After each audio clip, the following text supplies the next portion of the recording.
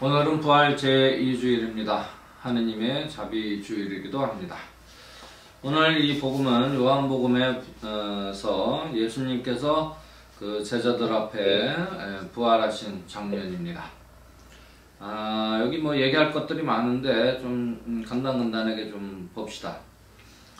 예수님께서 문을 이제 걸어 잠그고 무서워서 떨면서 있는 제자들 앞에 한 가운데 나타나신 거죠. 여러분, 이 부활하신 모습은 어떤 것인가? 우리가 이제 육신의 부활을 믿으며 이렇게 고백을 하지만 이 육신의 부활하신 예수님의 그 육신의 그 모습은 부활하기 전, 죽기 전의 모습과는 좀 다릅니다. 그죠? 문을 잠가 놓고 있었는데 어떻게 그 제자들 가운데 나타났는가? 우리 현재 이 육신을 갖고 사는 사람들과는 전혀 다른 행태죠. 우리는 문을 걸어놓고 있는데 그 안에 가운데 나타날 수는 없어요. 그러니까 뭔가 다르다 이거예요. 다르다. 그런데 못자국을 보여주시잖아요. 또 토마스도 이렇게 손을 넣어보고 육신이 있다 이거예요. 그런 점에서는 또 살아생전 죽기 전의 모습과 또 같은 것이고, 그리고 제자들이 항상 옆에 따라다니던 제자들도 예수를 잘 못 알아본다. 처음에는 그러니까 막달라 마리아도 못 알아보지요. 엠마오로 가는 제자들도 못 알아보지요. 그래서 변화됐다 이거예요. 변화됐다. 그러니까 부활의 가장 중요한 핵심은 변화됐다라는 거 하나. 그게 굉장히 중요한 것이고요. 그 다음에 죽음을 넘어서는 거 아니에요? 죽었다 부활했으니까. 그래서 가장 우리의 그 궁극적인 두려움의 대상인 죽음을 넘어서는 그런 근거가 된다는 것이에요. 부활은. 그게 아주 부활의 핵심 요점입니다. 그리고 이제 이 요한복음에 보면요, 요 앞에 보면은 이제 예수님께서 나타나셔 샬롬 하고 인사를 한 다음에, 샬롬이라는 것은 유대인들의 평화 인사죠. 지금도 쓰고 있어요. 유대인들은 인사를 하고 그 다음에 뜬금없이 이런 얘기를 해요. 아버지께서 나를 보내신 것처럼 나도 너희를 보낸다. 파견받은 자다라는 거죠. 파견받은 것. 예수님께서는 이 하느님이 인간이 돼서 무언가 하셨어요. 그게 이제 구원자로서의 일이고, 그 내용은 복음 선포고, 복음 선포의 구체적인 내용은 용도삼이다 이거죠. 그죠? 용서하라, 두려워하지 마라, 사랑하라, 미워하라, 불의를. 이 네 가지를 실천하면 우리가 기쁘게 산다. 이게 핵심 내용이에요. 어찌됐든 그렇게 그것을 하러 파견받아서 오셨다라는 거고요. 그것처럼 이제 예수도 제자들을 파견한다. 이제 그 복음은 퍼져나가야 된다는 거죠. 여러분, 이걸 명심하셔야 돼요. 파견한 거예요. 여러분들도 이제 세례를 받고 예수님을 믿고 따른다면 그 네 가지의 그 디테일한 것을 우리가 일상 안에서 실천하면서 기쁘게 사니까, 이 기쁘게 사는 것을 여러분들 주변에 알려야 되는 거야. 여러분 이렇게 살면 기뻐요 라고 알려주는 거예요. 그래서 여러분 한 사람 한 사람은 그것을 파견받은 자로서 실천해야 된다라는 건데, 요즘에 이제 조금 이게 왜곡이 된 거지. 그 핵심 내용을 전달해야 되는데, 우리 교회 나오세요, 우리 종교 믿으세요, 우리 성당 나오세요 라고 교회의 세일즈 퍼슨이 됐다. 여러분들이 판촉사원이 돼버린 거야. 이 선교, 전교 이런 단어를 쓰면서 교회를 전파하는, 교회의 멤버십을 전파하는 영업사원이 됐다. 이거 아니다라는 거야. 이거 아니다. 여러분, 이거 아닙니다. 그 내용을 전하라는 거야. 내용을. 그래서 우리는 좀 더 무슨 종파적인 그런 어떤 생각을 갖지 말고, 종파적인 생각을 가지면 타 종교에 대해서 적대관계에 놓이게 된다. 그래서 뭐 불상을 해설하는 개신교 신자들이 있거나 뭐 이렇잖아요. 얼마나 바보 같은 거예요. 예수님이 멤버십 늘리려고 그랬어요? 전혀 아니다. 그거 우리가 명심해야 된다는 거예요. 그리고 파견받았다라고 했을 때는 또 다른 것을 우리가 또 생각을 해야 된다. 여러분들이 지금 무슨 일을 하건 간에 파견받은 자로서 일을 한다면 얼마나 더 열정적이고 기쁘고 행복하겠냐 이거예요. 하나님이 불러주신 일이다. Calling from God. 이걸 성소라 그래. 성스러운 부르심이라 그런다 이거예요. 여러분들이 어떤 형태의 삶을 살든 어떤 일을 하든 간에 이것은 하나님이 불러주신 일이다라고 일을 하게 되면 열정적이고 신나고 재밌다. 그래서 파견받은 자로서의 어떤 신원의식을 좀 생각하면 좋을 것 같다라는 거고요.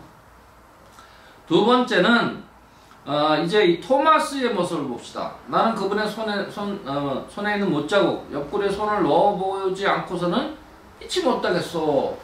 그래서 이 예수님도 이렇게 의심을 버리고 믿어라 이렇게 얘기를 했지만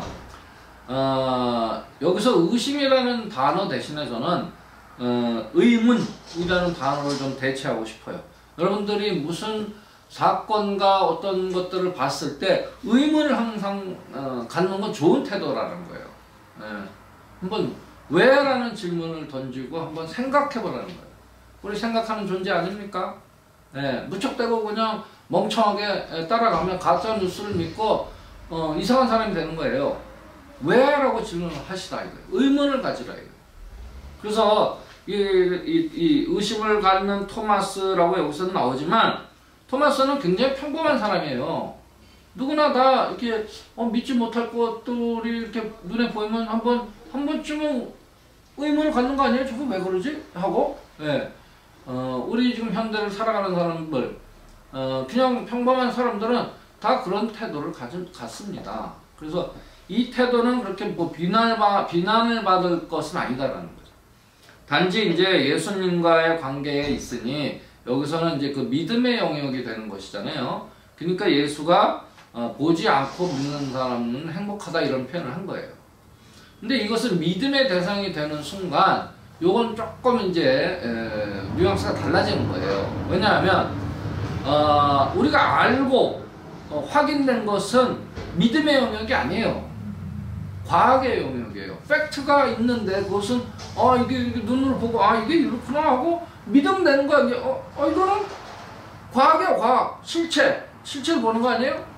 근데 믿음의 대상은 모르는 겁니다. 사실은 미스테리한 거예요. 알면 그건 과학이 되는 거지. 그래서 믿음의 대상은 미스테리하고 모르는 것이 우리의 믿음의 대상이 되는 것이다 라는 거예요. 모든 종교가 다 그렇습니다. 그래서 그것은 조금 우리가 분리해서 생각해야 될 필요성이 있다라는 것이고, 이 책이 기록된 목적에 대해서 이 뒷부분에 나오죠. 이렇게 나옵니다. 예수님께서는 이 책이 기록되지 않은 다른 많은 표징도 제자들 앞에서 일으켰다. 그죠? 이제 우리가 알죠. 예수님의 많은 기적들 이야기, 여러 가지들 표징을 많이 보여주셨죠. 근데 여기서는 지금 이게 요한복음 20장이란 말이에요. 그러니까 끝부분이에요. 그러니까 부활한 후에도 많은 표징들을 보여주셨다라는 겁니다. 그래서 우리가 이제 이 부활 이후에 그 예수님이 제자들에게 나타나고 여러 가지 행적을 보여주시죠. 그런 것들을 얘기하는 겁니다.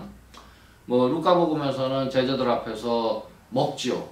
이 형이 뭐 먹을 것이 좀 없냐 그러니까 먹다 남은 생선을 주니까 그 앞에서 먹고, 또 엠마오로 가는 제자들과 함께 걸어가면서 또 많은 대화를 나누고 등등의 이런 행적들을 보여주시오.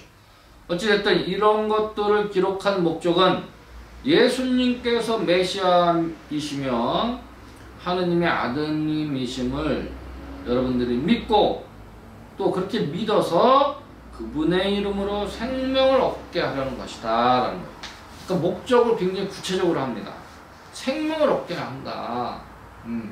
그러니까 여러분 우리가 이 종교 안에서 세례를 받고 이 복음을 믿는다는 것, 생명을 얻으려는 것이다 이거예요.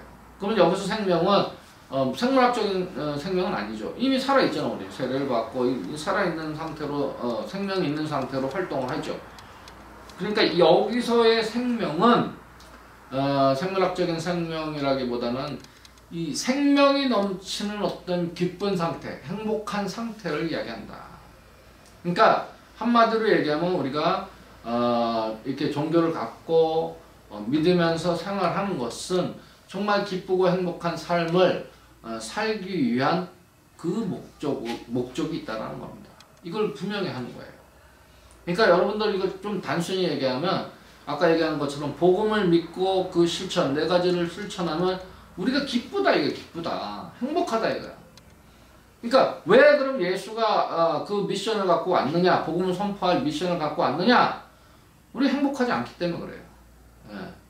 미안한 얘기지만 우리는 행복한 존재가 아닙니다. 존재 자체가 그래요. 왜 그러냐? 불완전하기 때문에 그렇습니다. 불완전성 안에 이미 행복하지 않다는 의미가 포함되어 있고, 행복이라는 단어는 완전한 상태라는 의미가 포함되어 있다는 거예요. 그러니까 우리가 이 복음을 믿고 실천하면 그 완벽한 상태에 이르는 거예요, 사실은.